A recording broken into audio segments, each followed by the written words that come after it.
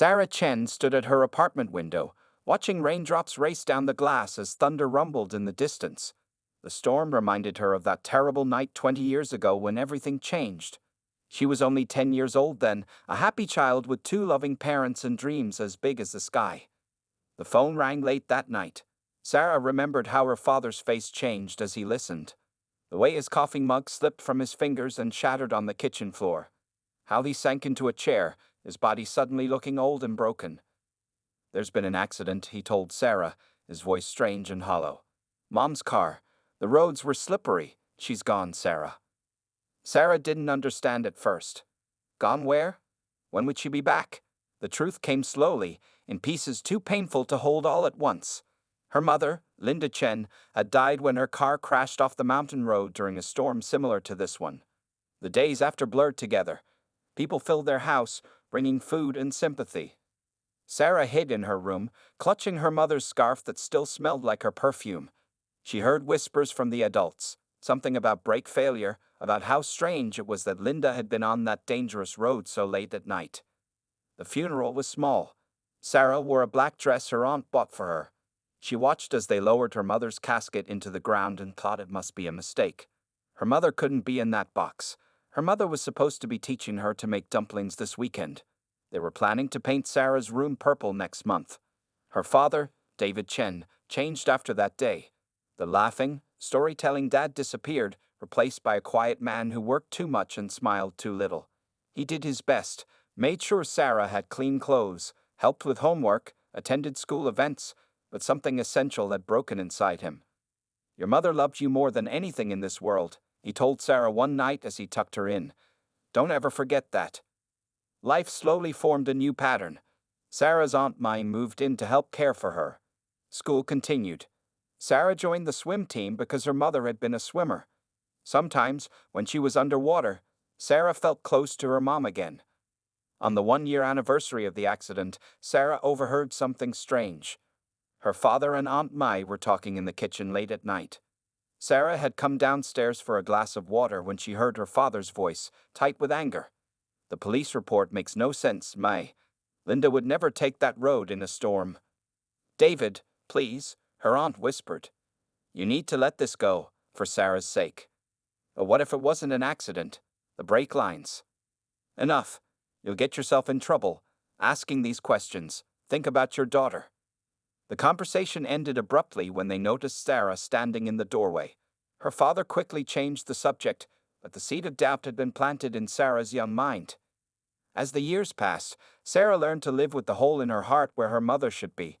She kept a photo of Linda on her nightstand, her mother laughing by the ocean, hair blowing in the wind. Sometimes Sarah talked to the photo, telling her mother about school, friends, and her dreams.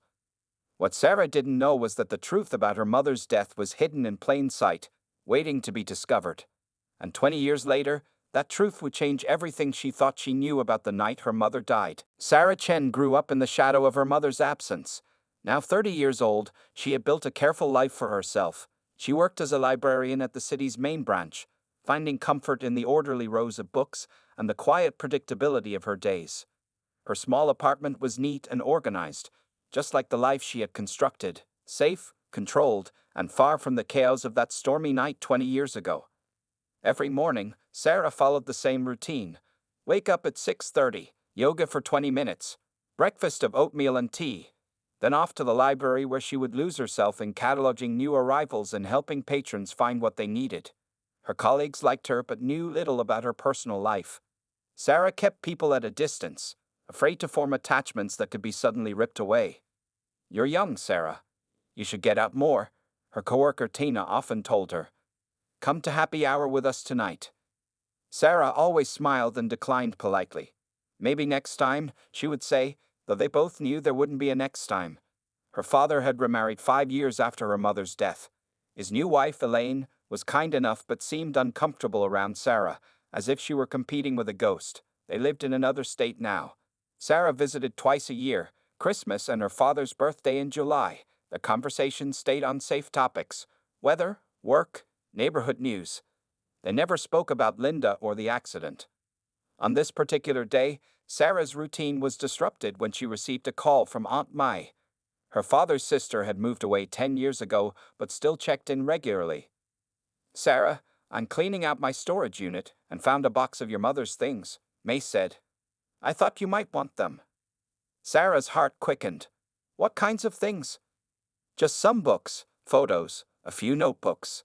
Nothing special, but they were hers." Sarah arranged to meet her aunt that weekend. She tried to focus on her work for the rest of the day, but her mind kept wandering to what might be in that box. More photos, perhaps. She had so few pictures of her mother. That night, Sarah dreamed of her mother for the first time in years. In the dream, Linda stood on the mountain road in the rain, waving urgently at Sarah, trying to tell her something important. Sarah woke up at 3 a.m., her heart pounding, tears on her cheeks. Saturday came slowly. When Sarah finally held the cardboard box in her hands, it felt heavier than its size suggested. She thanked her aunt and hurried home, eager to explore its contents privately. Inside were exactly what Mai had described: some photography books. Linda had loved taking pictures, a few framed photos Sarah had never seen before, and 3 leather-bound notebooks. Sarah's hands trembled as she opened the first notebook. It was a journal from the year before Linda died. The entries were mostly ordinary: notes about Sarah's school events, recipes Linda wanted to try, plans for weekend trips. But as Sarah turned the pages, she noticed something strange. In the last month before her death, Linda's writing had changed. The entries became shorter, more cryptic. "Meeting with R today. He confirmed my suspicions about the files. Need more evidence. Someone was watching the house yesterday. Told D, but he thinks I'm being paranoid. If anything happens to me, it's not an accident. The files are hidden where only S will look when she's ready." Sarah's hands shook as she read the last entry, dated 3 days before her mother died. "They know what I found. Not safe anymore. Made arrangements with them to protect S if necessary. God forgive me for what I've started." The journal slipped from Sarah's fingers to the floor. Her mother's final words rewrote everything she thought she knew. This wasn't just about brake failure or a dangerous road. Her mother had been afraid. Her mother had been hiding something. And whatever it was, it might have gotten her killed. Sarah barely slept that night. Her mother's journal entries played over and over in her mind. Who was R? What files had her mother found? And who was M, the person Linda had made arrangements with to protect Sarah? The next morning, Sarah called in sick to work for the first time in 3 years. She spread the contents of the box across her living room floor, examining each item carefully. The photographs showed places she didn't recognize. Her mother standing outside different buildings, sometimes with people Sarah had never seen before. One photo in particular caught her attention. Linda stood next to a tall man in a suit outside a large office building with the logo Novachem Pharmaceuticals visible in the background. Sarah flipped the photo over. On the back, in her mother's handwriting, with Dr. Robert Sharma, Research Division, May 12, 2005, 3 months before the accident. R, Sarah whispered. Could this be R? She turned to the other 2 journals. The first contained notes from Linda's work. Sarah knew her mother had been an administrative assistant at a pharmaceutical company, but she'd never known which one. The journal confirmed it was Novachem. Most entries were boring: meeting schedules, office gossip, lunch plans. The third journal was different. It was filled with numbers, chemical formulas, and medical terms Sarah couldn't understand. Mixed in were comments that made her heart race. Patient trial results being altered. Original data shows severe liver damage in 22% of subjects. Reynolds drug approval pushed through FDA with falsified safety data. Dr. S says thousands could die if Reynolds goes to market. Dr. S disappeared yesterday. Sarah's hands trembled. Her mother had uncovered something dangerous at Novachem, something worth killing for. At the back of the journal was an envelope. Inside was a small key with a number etched on it: 1422. Sarah stared at it, puzzled. A safe deposit box. A locker? There was no bank name, no clue where this key might be used. Sarah picked up her phone and searched for Novachem Pharmaceuticals. The company still existed, now part of a larger corporation. Their About Us page mentioned the breakthrough drug Reynolds used to treat heart disease in millions of patients worldwide. The Reynolds drug, the same one her mother had written about. Sarah dug deeper. News articles from 2010, 5 years after her mother's death, reported on a Reynolds recall after multiple patients suffered liver failure. The company claimed they had just discovered the side effect, which occurred in a small percentage of users. They knew. Sarah whispered to the empty room. They always knew. She searched for Dr. Robert Sharma Novachim next. There were no recent results. The most recent article was from 2005, announcing his appointment as research director. Nothing after that, as if he had vanished. Like her mother. Sarah's phone rang suddenly, making her jump. Unknown number. Hello, she answered cautiously. Is this Sarah Chen? A man's voice, elderly but strong. Who's asking? My name is Michael Torres. I was a friend of your mother's. The man paused. I believe I'm that M mentioned in her journal. Sarah's heart pounded. How did you know I found the journals? I've been keeping an eye on you, as I promised Linda. When you met with Mai yesterday, I knew it was time. Time for what? Time to tell you the truth. He sighed heavily. Your mother didn't die in an accident, Sarah. She was murdered because of what she discovered at Novachim. And now that you found her journals, you could be in danger too. Sarah looked down at the scattered papers, photos, and the mysterious key. The key, she said. What does it open? A storage locker at Central Station. The evidence your mother collected is there. Evidence that could finally bring down the people who killed her. His voice softened. But be careful, Sarah. The same people who silenced your mother are still out there, and they'll do anything to keep their secret buried. Sarah's hands shook as she stood in front of locker 1422 at Central Station. The busy train terminal bustled around her, but she felt strangely alone, as if she and the metal door existed in their own bubble of time. She inserted the small key and turned it slowly. The lock clicked open. Inside the locker was a weathered blue duffel bag. Sarah pulled it out, surprised by its weight. She looked around nervously, remembering Michael Torres' warning about danger. No one seemed to be watching her, but she couldn't shake the feeling of being observed. She zipped the bag closed and hurried out of the station. Sarah took a roundabout way home, changing buses twice and walking the last few blocks. The paranoia felt strange. She had never been the suspicious type, but her mother's words echoed in her mind. If anything happens to me, it's not an accident. Safe in her apartment, Sarah locked the door and pulled the blinds before emptying the duffel bag onto her kitchen table. Inside were folders filled with documents, several USB drives, a small voice recorder, and a sealed envelope with her name written on it in her mother's handwriting. Sarah's throat tightened at the sight of her mother's familiar script. She opened the envelope with trembling fingers. My dearest Sarah, the letter began, if you're reading this, then I am gone, and you have found your way to the truth. I'm so sorry for the pain my absence has caused you. Please know that everything I did was to protect you and to stop something terrible from happening. The letter explained how Linda had accidentally discovered falsified drug trial data while organizing files for Dr. Sharma. The drug Reynolds had caused severe liver damage in test subjects, but Novachim executives had altered the results to get FDA approval. The potential profits were too enormous to let safety concerns interfere. Dr. Sharma tried to stop it through proper channels, Linda wrote. When that failed, he began collecting evidence secretly. He brought me into his confidence when he realized how widespread the cover-up was. Then he disappeared. The official story was that he resigned and moved abroad, but I know better. Linda had continued gathering evidence, photographing documents and recording conversations. She planned to take everything to the FDA and the press. 3 days ago, someone broke into our house while you were at school. Nothing was taken, but I found my desk drawers searched. Yesterday, a black car followed me from work. I fear they know what I'm doing. I've given copies of everything to Michael Torres, my old college friend who now works as a journalist. If anything happens to me, he will keep the evidence safe until you're old enough to understand. The letter ended with words that made Sarah's eyes fill with tears. I love you more than life itself, my beautiful girl. I hope someday you'll understand why I couldn't stay silent, even knowing the risks. Be brave, but be careful. Some people will do anything to protect their power and money. All my love forever, Mom. Sarah wiped her eyes and began examining the files.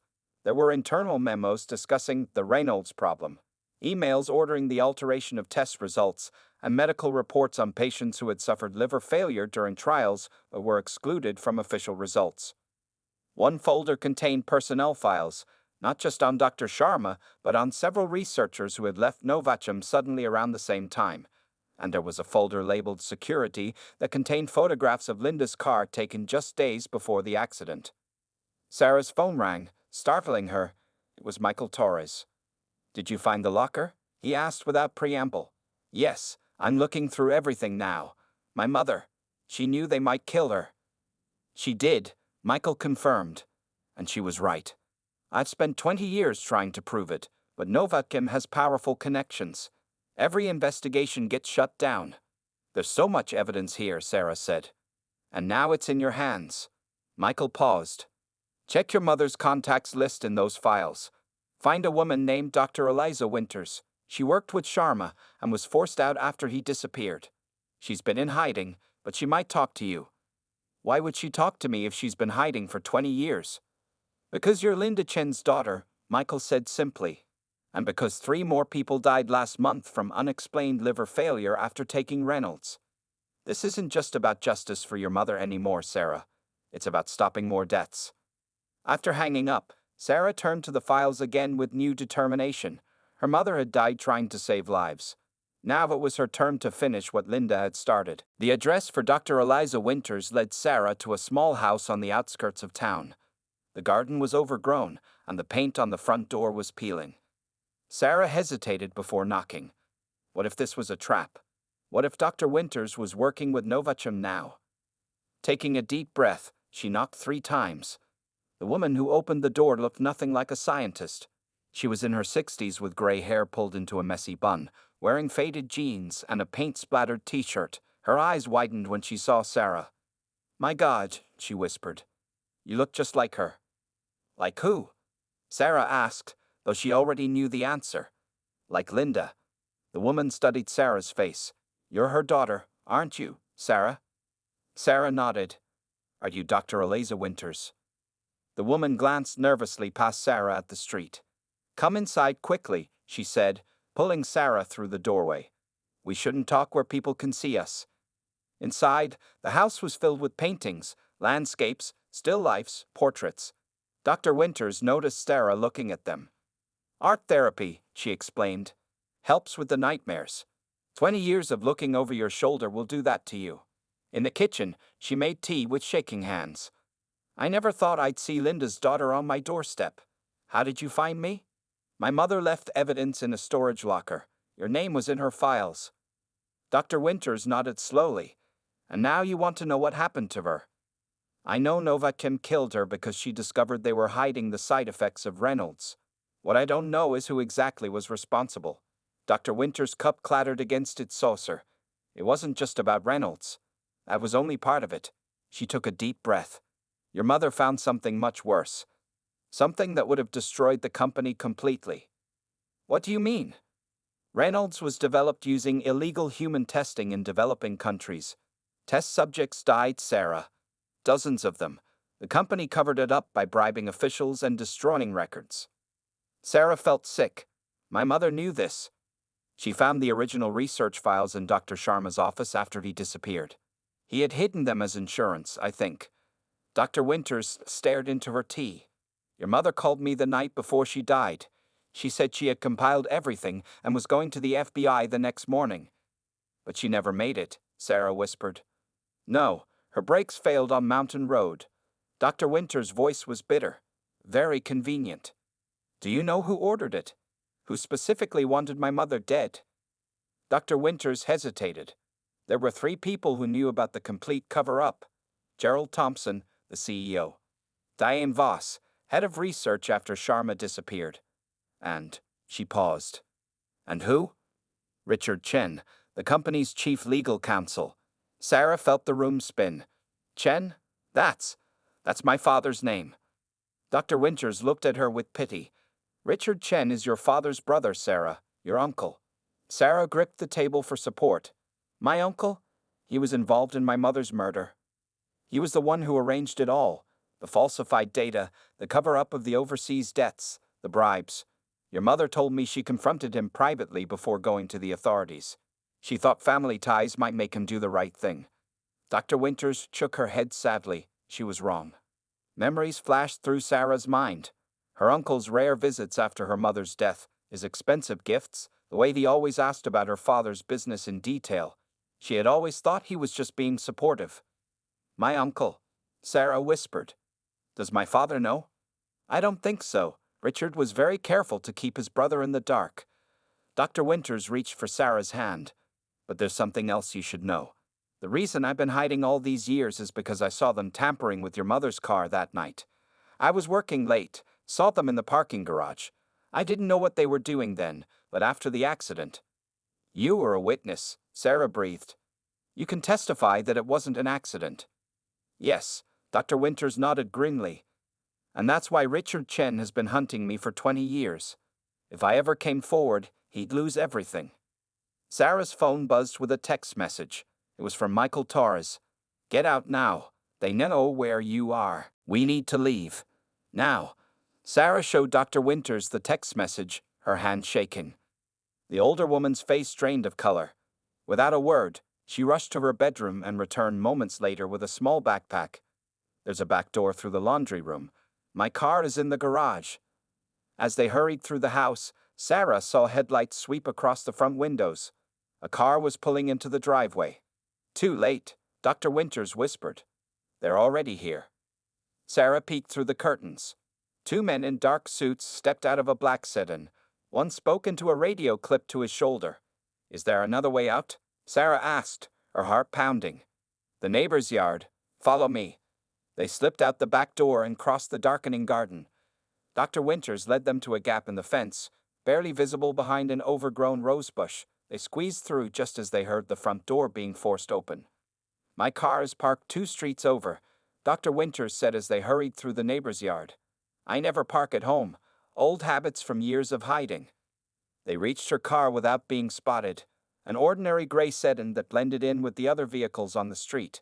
As they drove away, Sarah called Michael Torres. They found us at Dr. Winters' house, she said when he answered. How did they know where we were? Your phone, he replied grimly. They must be tracking it. Turn it off and remove the battery if you can. Sarah did as he instructed. Where should we go? I have a cabin about 2 hours north of the city. It's off the grid. No electricity, no phone lines. Meet me there. He gave them directions, then added, be careful. These people have connections everywhere. Police, government, media. The drive to the cabin was tense and silent. Sarah's mind raced with questions. Her uncle, her own blood, had been involved in her mother's murder. Had her father really been in the dark all these years? Or was he somehow complicit too? I can't believe Richard would do this, Sarah finally said. He always seemed so normal.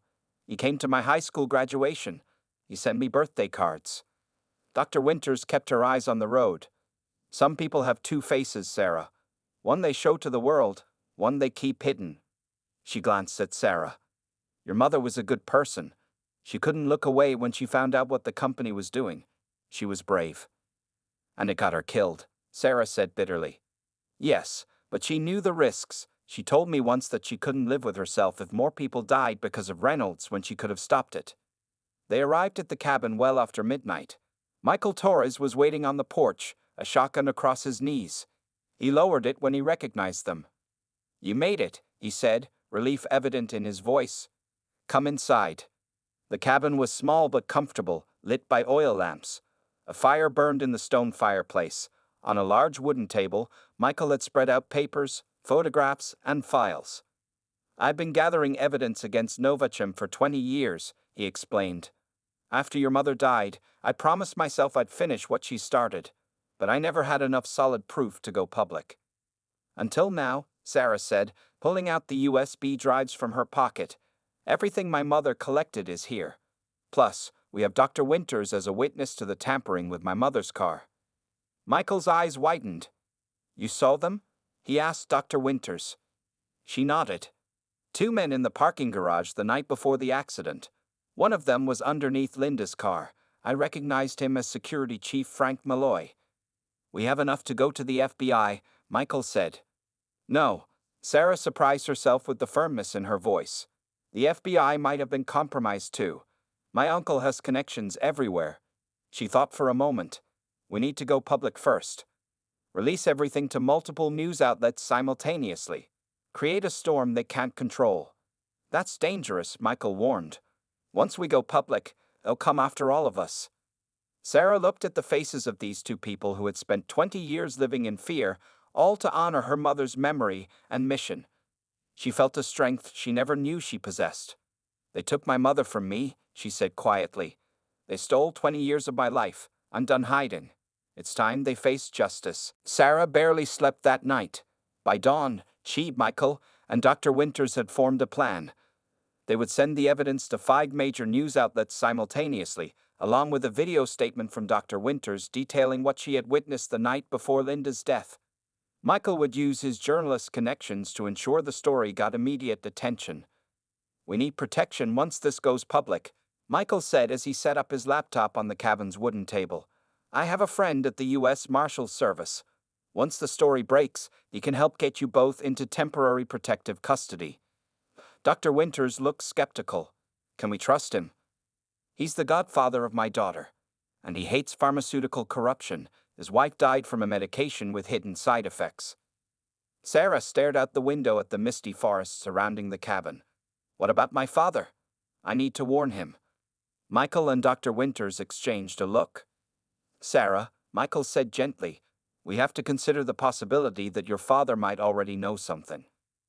No, Sarah shook her head firmly. He loved my mother. He was devastated when she died. Then he deserves to know the truth, Dr. Winters said. But we can't risk calling him. Your uncle might be monitoring his phones. They worked through the morning, preparing the evidence packages. Dr. Winters recorded her testimony on Michael's camera, her voice steady as she described SEAM security personnel tampering with Linda's car and the subsequent cover-up by Novacom executives. At noon, they sent everything. Within an hour, journalists were calling Michael's secure phone line. By 3 o'clock, the story had hit the internet. By 5, it was breaking news on every major network. Novacom pharmaceutical giant linked to deliberate murder and drug safety cover-up. 20-year-old accident revealed as corporate murder. Whistleblower's daughter uncovers deadly corporate conspiracy. Sarah watched the news coverage with a mixture of vindication and fear. Her mother's face appeared on screen, the same photo Sarah kept by her bed. Reporters read from Linda's notes, quoting her concerns about patient safety. Dr. Winters' testimony played in carefully edited clips, her face blurred to protect her identity. Then came the moment Sarah had been dreading. A reporter announced. Sources confirmed that Richard Chen, brother of the victim's husband and current chairman of Novacom's board, has been implicated in ordering the murder of Linda Chen. Photos of her uncle appeared on screen, the same uncle who had attended her high school graduation, who had helped pay for her college, who had hugged her at family gatherings, all while knowing he had ordered the murder of her mother. Sarah's phone, which Michael had replaced with a secure device, rang suddenly. Sarah? Where are you?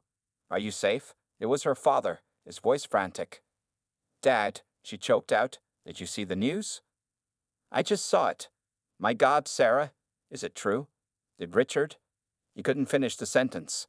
Yes, Dad, it's all true. I found Mom's evidence. She was killed because she was going to expose what Novacom was doing. There was a long silence. Then David Chen said something that made Sarah's blood run cold. They're coming for me, Sarah. 2 black cars just pulled up outside. Richard is here. His voice dropped to a whisper. I swear to you, I never knew. All these years, I thought it was an accident. My own brother. Sarah heard muffled voices in the background, then her father's voice, stronger now. I'm not going anywhere with you, Richard. Not until you tell me the truth. More voices, a shout, then the sound of something heavy falling. Dad, Sarah cried. Dad. The line went dead. Michael was already on his feet. We need to go. Now, if they'd gone after your father, they'll be coming for us next. Outside, the sky had darkened with storm clouds, just like the night 20 years ago when Sarah's mother had died. But this time, Sarah wasn't a helpless child. This time, she was ready to fight. My father needs help, she said, grabbing her jacket. and it's time my uncle answers for what he did to my mother. The storm broke as Sarah, Michael, and Dr. Winters raced toward the city. Rain lashed the windshield, thunder rumbling overhead. Nature's own dramatic backdrop to the final act of a 20-year tragedy. My marshal contact is meeting us at your father's house, Michael said, gripping the steering wheel tightly as he navigated the slick roads. Local police are already on their way. Sarah stared anxiously out the window. What if we're too late? Your father is smart, Dr. Winters said from the back seat. He survived 20 years married to a woman who uncovered dangerous secrets. He knows how to handle himself. When they arrived at David Chen's suburban home, the scene was chaos. Police cars with flashing lights lined the street. Neighbors stood on porches, watching in shock as officers led several men in handcuffs toward waiting patrol cars. Sarah's heart stopped when she saw a stretcher being wheeled out of the house. "Dad!" she screamed, jumping from the car before it fully stopped. She ran through the rain toward the stretcher, pushing past a police officer who tried to stop her. But the man on the stretcher wasn't her father. It was her Uncle Richard, his face pale, a bandage wrapped around his head. His eyes met Sarah's as the paramedics loaded him into the ambulance. "Sarah," he whispered, reaching for her hand. "I'm sorry. I never meant for Linda to die. I just wanted her to stop asking questions." Sarah pulled her hand away. "You killed my mother. It was supposed to be just enough damage to scare her." His voice was weak. The brakes were only supposed to make her crash lightly, an accident to warn her off. But the rain that night. A paramedic gently moved Sarah aside. "We need to go, miss." As the ambulance doors closed, Sarah felt a hand on her shoulder. She turned to find her father standing there, a bandage on his arm but otherwise unharmed. "Dad," she hugged him fiercely. "I thought they'd hurt you." "Your uncle brought 2 security men to take me somewhere safe," David explained as they walked toward the house, sheltering under the porch from the rain. "When I refused, things got physical, but I had already called the police after seeing the news." Inside, detectives were gathering evidence. A tall woman in a marshal's uniform approached them. "Marshal Rivera," she introduced herself. "Michael Torres called me. We've been building a case against Novacim for years, but never had enough evidence until today." The next few hours passed in a blur of statements and questions. Sarah learned that after her phone call, her father had confronted Richard directly. In the ensuing struggle, Richard had fallen and hit his head on the corner of a table. "He admitted everything," David said, his voice hollow. "Not just your mother's death, but the falsified drug trials, the overseas testing, all of it." He recorded the confession on his phone. He looked at Sarah with tears in his eyes. "All these years, I lived next door to your mother's killer. I invited him to our home. I trusted him with you." By morning, the story had exploded worldwide. Novacim's stock plummeted as more whistleblowers came forward, emboldened by Dr. Winters' testimony. The FDA announced an immediate investigation into Reynolds and other Novacim drugs. 3 executives were arrested attempting to flee the country. 1 week later, Sarah stood by her mother's grave, placing fresh flowers on the headstone. The original marker had been replaced with a new one that read, "Linda Chen, beloved mother and wife, whistleblower and hero. The truth will always find its way to light." David joined her, placing his hand on her shoulder. "Your mother would be so proud of you, Sarah." "I wish I could have known her better," Sarah said. 20 years, Dad. We lost 20 years with her." "But we didn't lose her truth," he replied. "And now thousands of lives will be saved because of what you started and what you finished." As they walked away from the grave, Sarah noticed a figure standing under a distant tree. Dr. Winters, finally able to step out of the shadows after 2 decades of hiding. Beyond her, Michael waited in his car, ready to drive them to Washington, where congressional hearings on pharmaceutical industry corruption were scheduled to begin.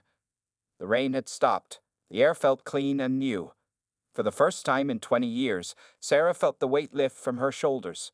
Her mother's killers would face justice. The truth she died for would save lives. And Sarah had finally answered the question that had haunted her since childhood. Her mother hadn't left her by choice.